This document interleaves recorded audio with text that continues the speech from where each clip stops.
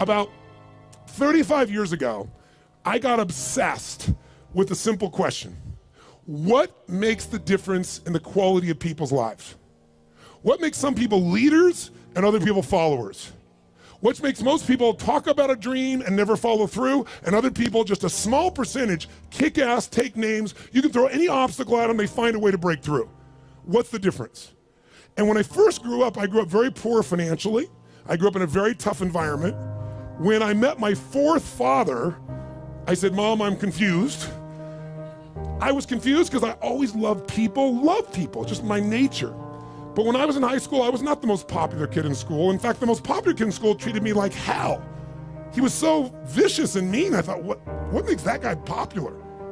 So it made me obsessed to want to know why people's lives turn out so differently. And my first answer, growing up poor with no great role models, was, well, some people are just lucky. They grew up in a family where everybody loves each other and they stay together. You know, some people are lucky. They grew up in a family and everybody's educated, and so they work hard to educate their kids. Or some people are lucky. They grew up in a family with lots of money, so they have resources to travel and learn and expand and do whatever they want. And as much as I wanted to believe that story, that some people are just lucky, that they had a better family, when you pay attention and you're even slightly honest with yourself, that story doesn't hold up, does it? Because when you look around, what happens to people that were truly given everything and they don't have to work for it?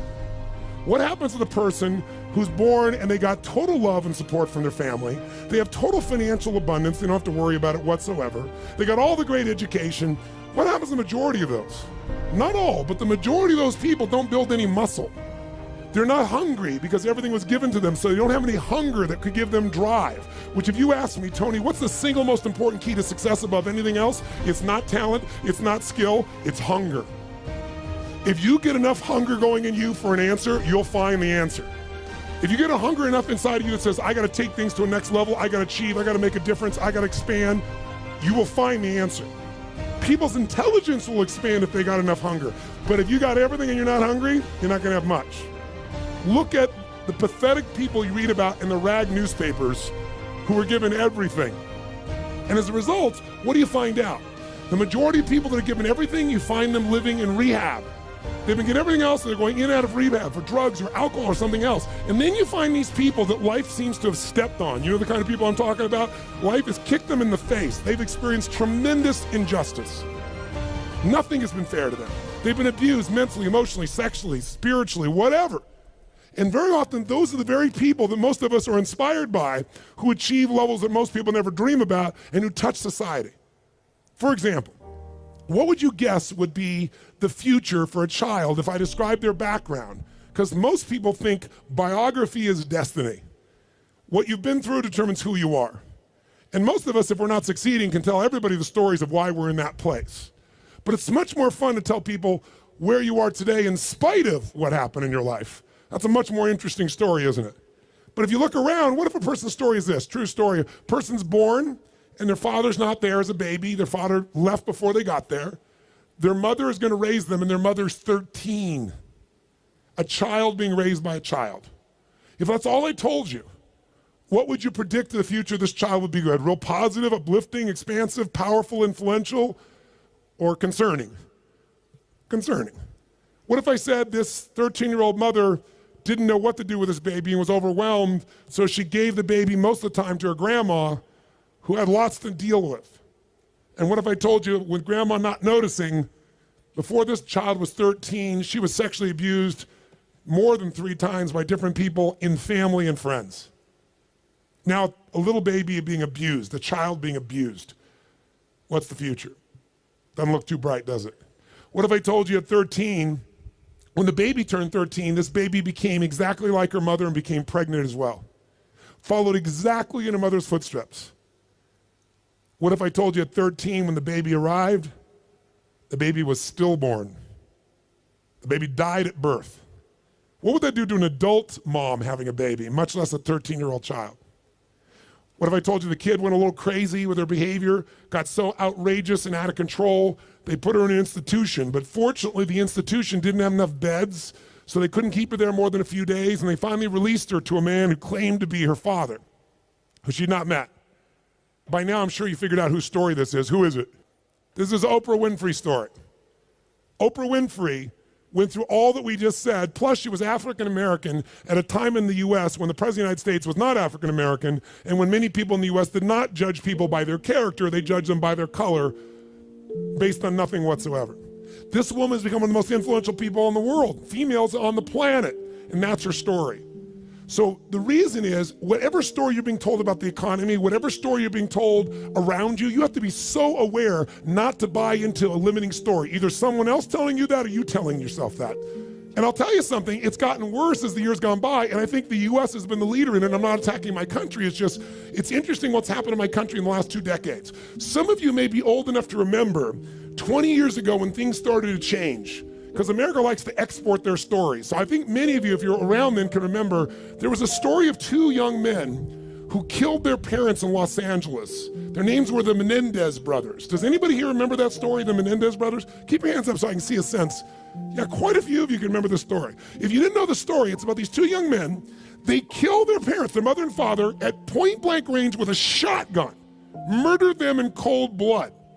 But when they went to a jury trial, the jury couldn't decide. They admitted they did it. They admitted it.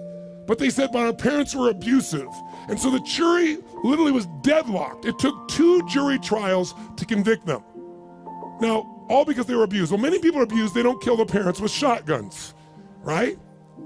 See, if you and I are going to be successful, we're never going to get it by blaming somebody else, including God. People say, I'm poor because God wanted me to be poor. I'm fat because God got me to be fat. No, you're poor and fat because you sit on the couch and watch TV and eat Cheetos all day.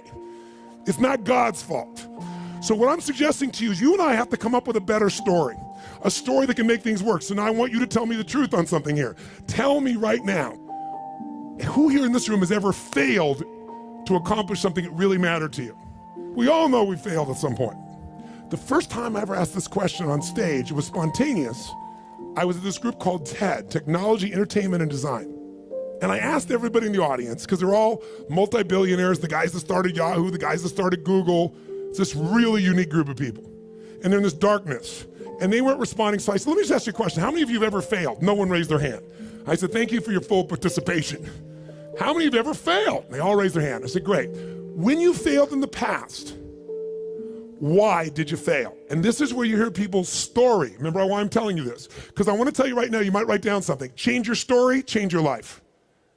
We all have a story about why we are where we are. If you're not where you want to be in your life, in some area, like maybe your body's great, but your finances aren't, or your finances great, but your relationship sucks, or doesn't, or whatever, the bottom line is, you've got a story why it's that way. And the story we tell ourselves protects us from pain. It gives us a reason why it's not our fault, or it's going to be okay in the future. But the story that protects you also imprisons you. It keeps you from changing your life.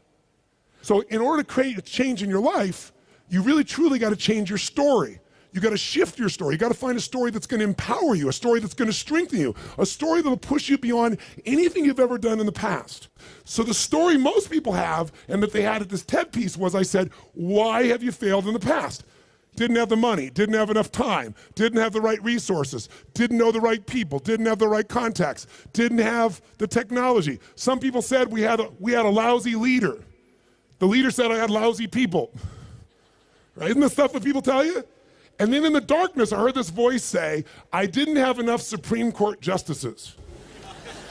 And I looked into the dark room down there in the front row, and it's Vice President Al Gore, who lost to George Bush, and the whole crowd, I was in Northern California, and it was a Democratic crowd, so they all stood up and cheered like crazy. And when they're done cheering, I just stood there and I said, that's one way to explain why you didn't become President of the United States. You didn't have enough Supreme Court justices. But I might suggest there might be a different reason, and everybody was like quiet, going, what's he going to say? And I said, let's look at everybody else first. Those of you who told me you don't have the money, you don't have the time, you don't have the education, you didn't have the right people, didn't have the right skills, didn't have the right technology, you didn't have the right Supreme Court justices, or enough of them. I would submit to you, you've all told me the reason you failed is you didn't have the resources. Time is a resource, money is a resource, technology is a resource, knowing the right people is a resource. And I said to the audience, here's my experience working with the most successful people on the face of the planet, athletes, presidents of the United States, multi-billionaires. Here's what I know from them. Resources are never the real problem. A lack of resourcefulness is the real problem. I'll say it again. Lacking the resources is not the problem. Lacking resourcefulness is the real problem. What I mean by that is very simple. The ultimate resource is human emotion. What starts wars? Is it logic? Hell no, it's emotion. What makes you get married or get divorced? It's emotion.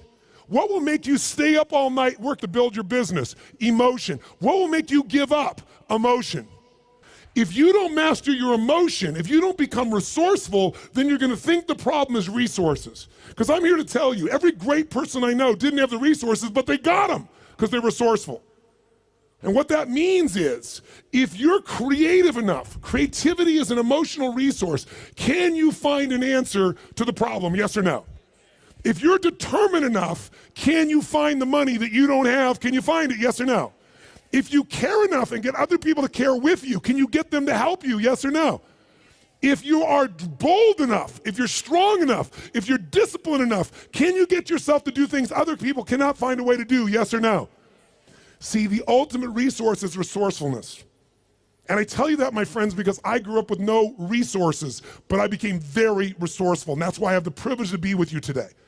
And I said, so are you, Mr. Vice President? I watched you speak last night, and the previous night he'd spoken to this Who's Who crowd, and he had spoken on the inconvenient truth. And it was the first time he did that speech that they made into a movie. And he was so passionate.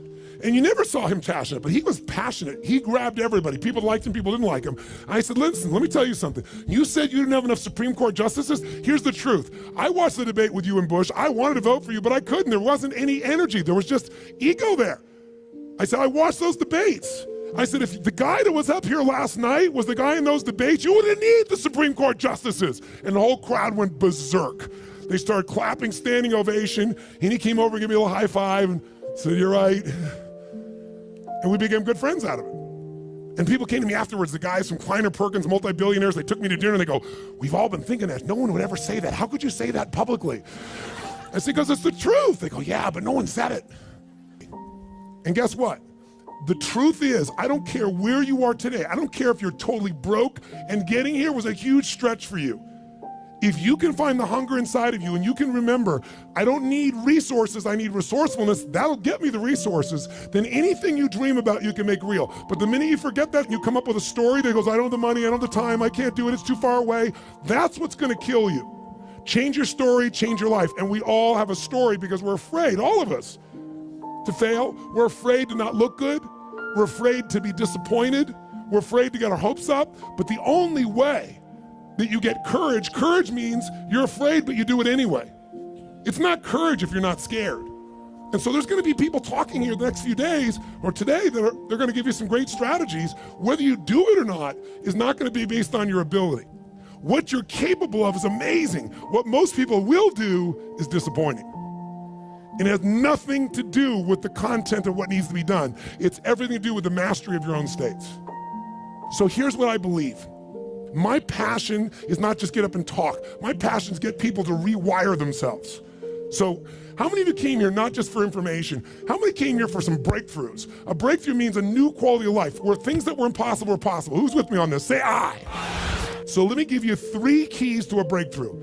Any one of these 3 can give you a breakthrough, but if you do all 3 of these, you're gonna have an extraordinary breakthrough. So let's start with something so simplistic that none of us would be emotionally attached to it, and we all know it's true. And let's take a symbol in society. All over the Western world, including Australia, and you guys are a bit better than America, but not by a whole lot. What's happened to societies, Western societies, in terms of their health and fitness? Now, I don't know the current numbers here in Australia, but I'll tell you how bad it is in the US. I know you're slightly better than this. 1/3 of Americans are obese now. 1/3. Literally 60% of Americans are overweight. Now, I want to ask you a question. Is that because the strategies required to losing weight are so complex that it's just completely overwhelming? Is that why, yes or no? No. However, if you have the wrong strategy, you're guaranteed failure, even if you're motivated and driven and excited. Is that fair to say? Like, I can remember a few years ago when on the cover of Time magazine was a diet called the Atkins diet. And it said, I don't remember the exact number, I think it was 13% of Americans, the largest number ever, were all on this diet. Now, if you knew anybody was on the Atkins diet, of course you'd lose weight. First, the number of calories you took came down, but second of all, you ate such an acidic diet that you literally had to pee on a stick so you wouldn't go into acidosis. And if you ever smelled the breath of someone on that diet, you wanted to stay as far away as you humanly could be. Now, that's not too hard to figure out, that if I got to pee on a stick so I don't go into acidosis and my breath is this bad, this may not be a sustainable approach to losing weight. But everybody did it. So if you have the wrong strategy, it's not going to work. So let me give you 3 things in reverse order of importance, okay? Reverse order, least important first. If you want a breakthrough, one of the things that give you a breakthrough is a strategy. A new strategy could change everything. Does that make sense? A new way to do something.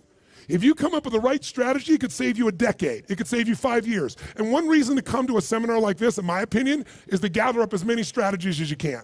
And what I want to do in just this short little time I have with you is see if I can give you some strategies that'll give you breakthroughs in whatever you want to go after. Some real quick strategies that really work. What is a strategy? It's a specific way to do something that if you do it that way, you get the result every time. Let's think about a strategy like a recipe.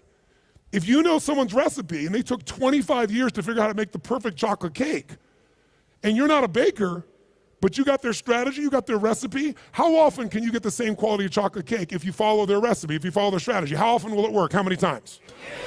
Every single time. That's the beauty of a strategy. So there's going to be a lot of strategies available to you here during this course. I'd be listening and find the strategies that appeal to you most. But I'd submit something to you, my friends. I'm a strategist. I'm a business and life strategist. I'm always finding the little thing that'll change it all. I'm obsessed by it. And I fill up my events with them. But I know something about strategies. You can give someone the perfect strategy, and they can still not do it. They can even know it's the right strategy and still not follow through. That's why the problem in our society is not a lack of strategies. If I said to you right now, okay, we got to lose weight, and we're in downtown Brisbane, and we were to walk 10 blocks, how many places would we pass within 10 blocks that could help you to lose weight, for example, or get fit or get strong? How many?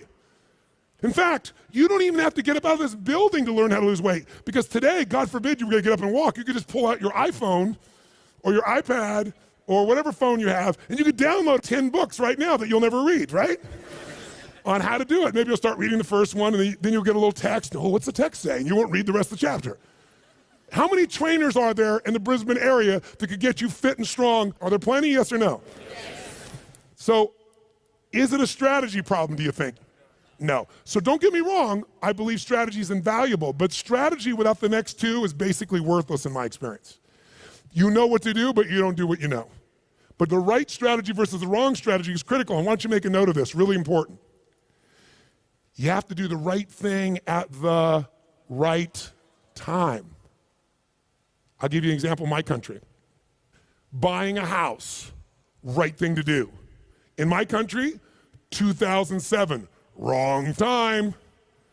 If you bought a house in the United States in 2007, right now you're upside down anywhere from 30 to 70%. 70. In places like Las Vegas, they're down 70%. I have a friend that had a $10 million home just sold for $3 million. That's why, my friends, I'm a student of seasons. That's why you have to understand and become so incredibly bright and aware as to what's really going on. So when someone tells you the strategy, you go, is that really right now? Because they'll show you a strategy that worked. The question is it working now? You want someone who's done it and is doing it. People go all the time and they go see someone, let's say a really nice stockbroker who then tells them what to do with their finances, but you got more money than he does. That ought to be a clue he's not the person to talk to. People go to psychiatrists all the time that are taking antidepressants for their depression, and they wonder why they don't get better. I mean, we're weird this way. I'm telling you, if you're going to get a strategy, you better get somebody who's doing it, someone who's getting results. Now, strategy isn't critically important. Even though I beat up on it, is it still a huge advantage with the right strategy, yes or no? Yes. So what's the second thing? The second element, though, that affects whether you're going to use the strategy or not is the story you tell yourself. Does that make sense? Because if your story is, I'm big boned, or I've tried what? I've tried what?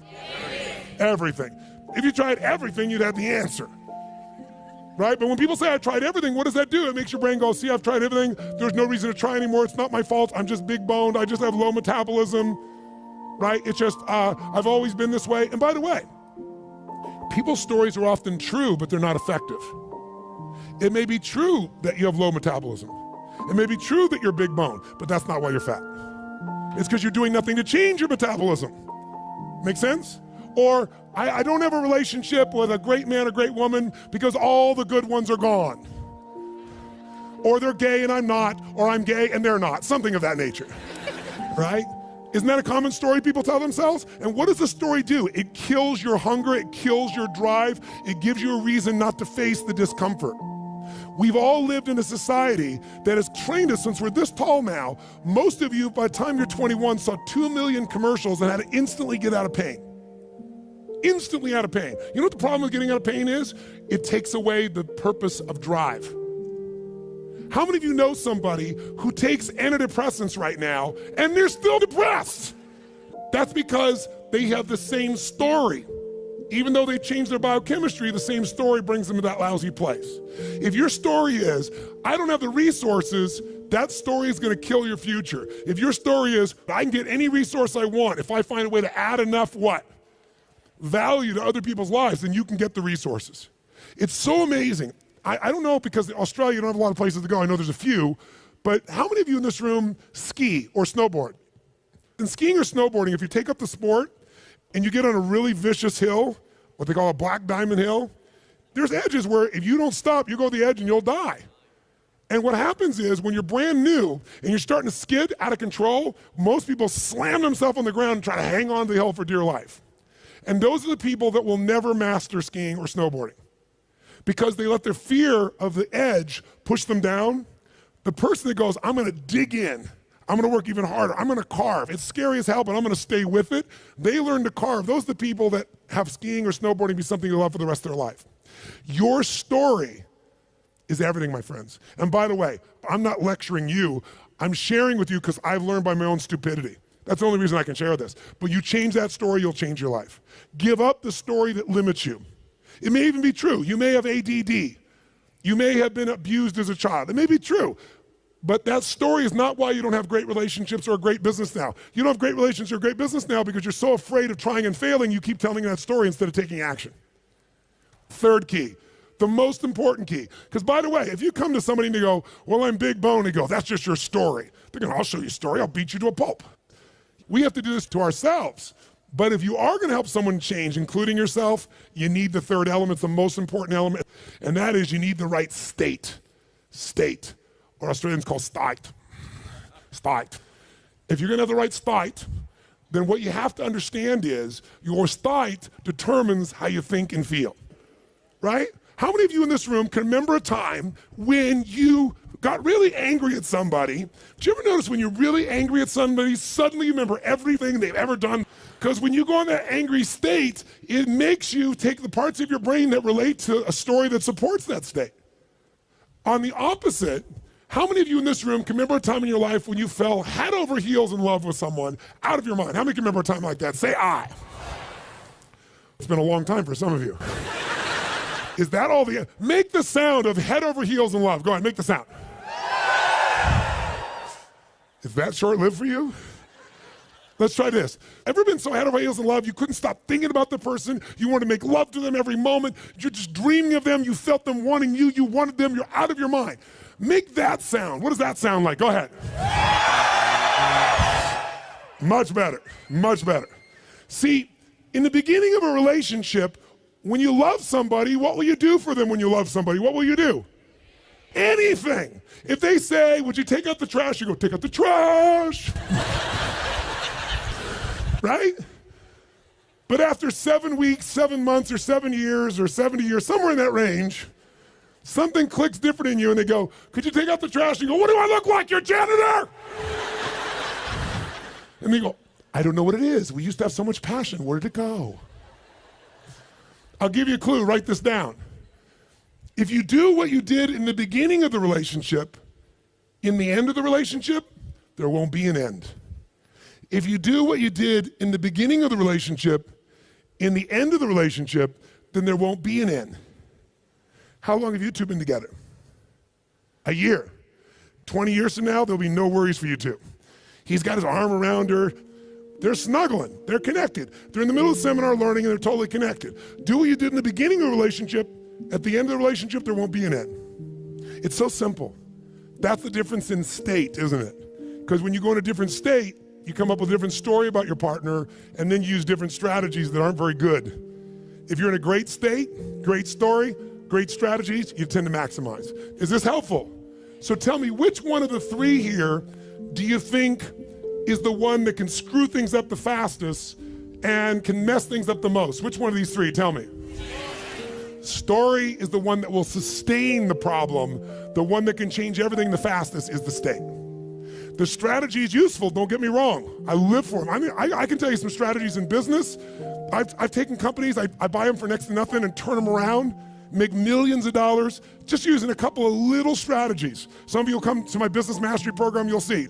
I tell people on day one of my business mastery, you come, if today, the first day is not worth a minimum of $1 million to you, day one, $1 million minimum, then I'll give you all your money back, plus you get to keep everything you got on day one.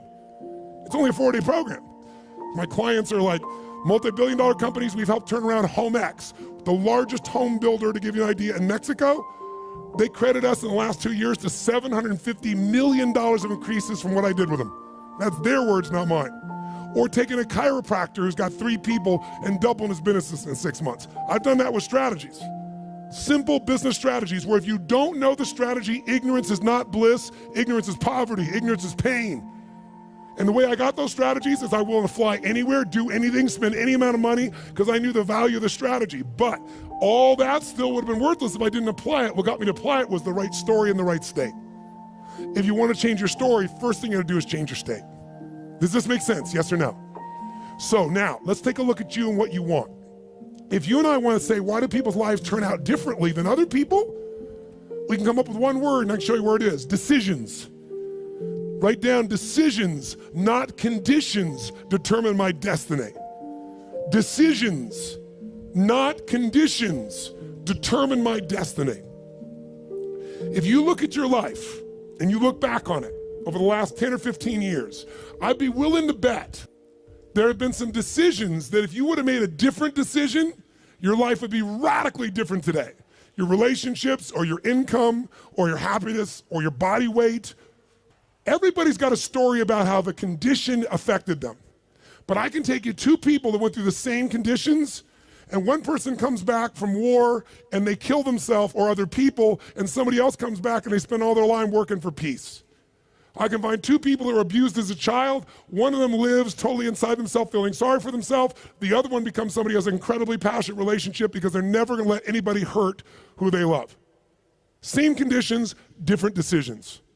So when the economy that you're going through right now, it doesn't matter what the season of your economy is. What matters is the decisions you're gonna make. And let me give you the 3 decisions you're making every moment you're alive, including in this moment. And you see if it's true or not. First decision you're making right now, in this moment, every moment of your life, is what to focus on. What to focus on totally affects your life. Think about it. Whatever you focus on, you're gonna feel, even if it's not true.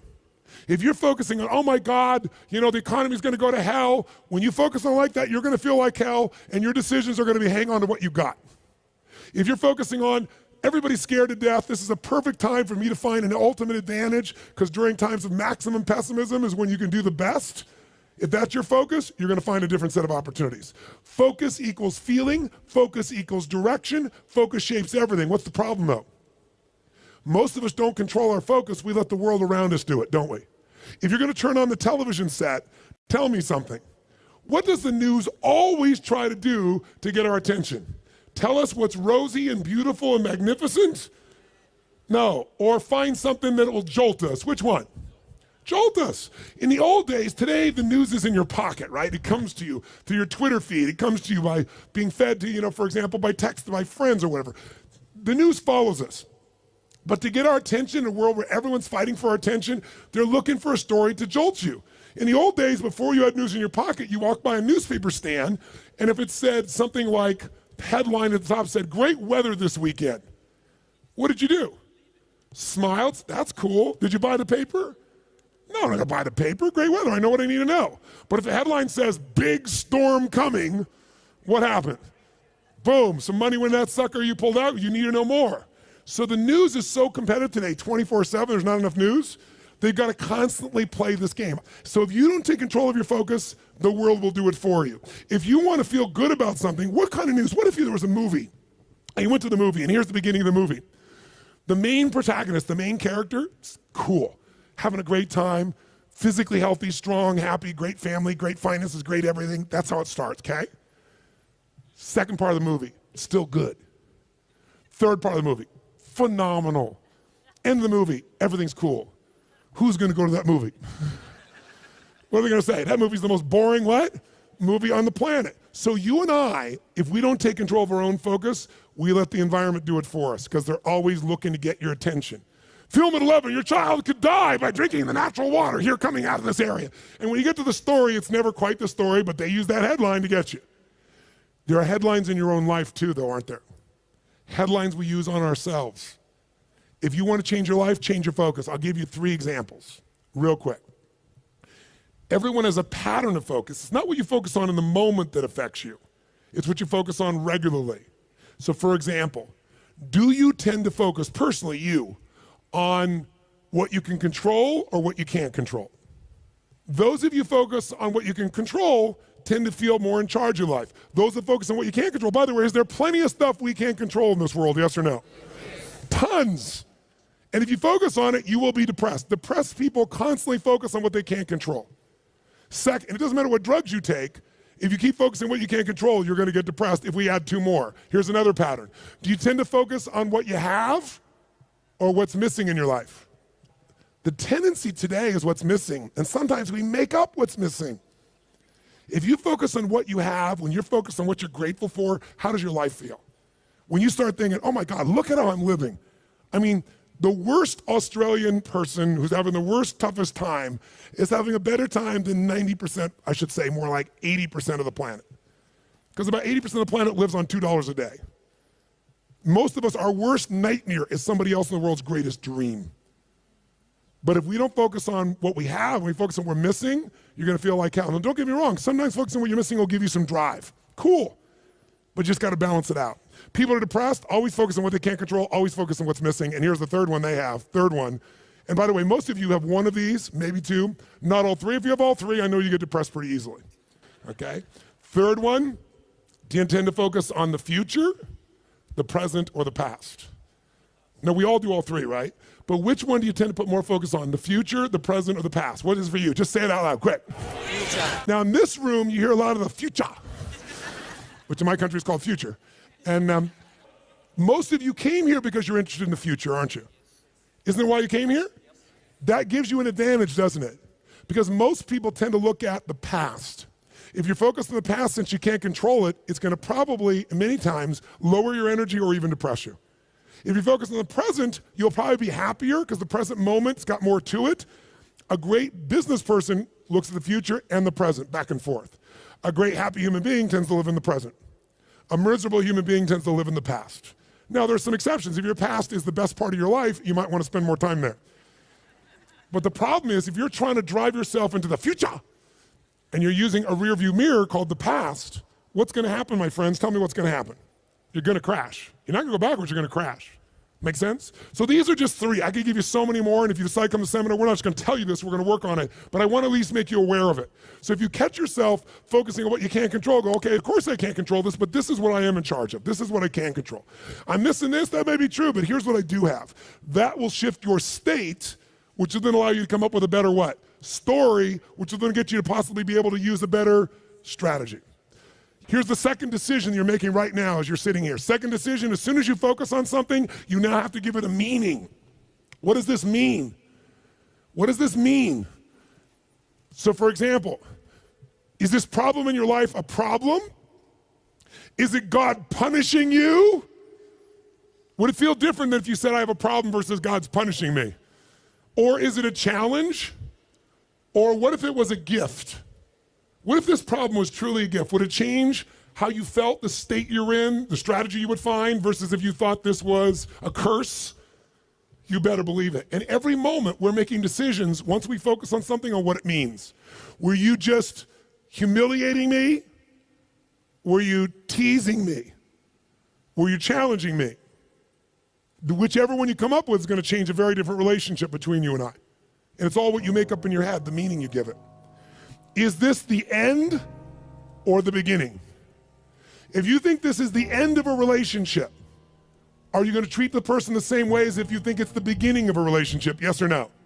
If you think this is the end of your career, the end of opportunities to invest versus the beginning of them, then your whole experience is different. If your economy really were to take a huge explosion and take a huge drop down, it would be one of the greatest opportunities of your life.